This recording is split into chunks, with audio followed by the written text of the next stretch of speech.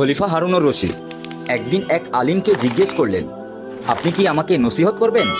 আলিম বললেন, হ্যাঁ খলিফা, যদি কখনো আপনাকে প্রচণ্ড তৃষ্ণায় পায় আর এক গ্লাস পানি না পান, তখন সেই এক গ্লাস পানির দাম আপনার কাছে কত হবে?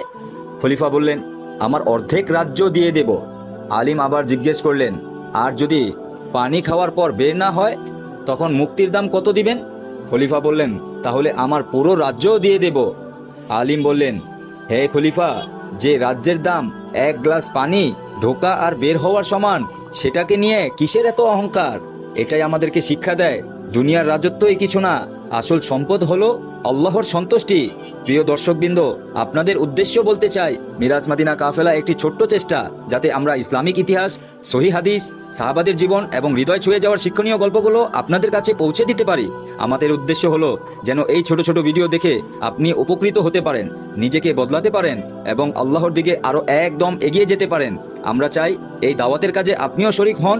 আপনার একটি সাবস্ক্রাইব আমাদের জন্য দোয়ার মতো, কারণ হয়তো আপনার দেওয়া সাবস্ক্রাইবের কারণে অন্য কেউ ইসলামিক ভিডিও থেকে নিজের জীবনকে বদলে যাবে।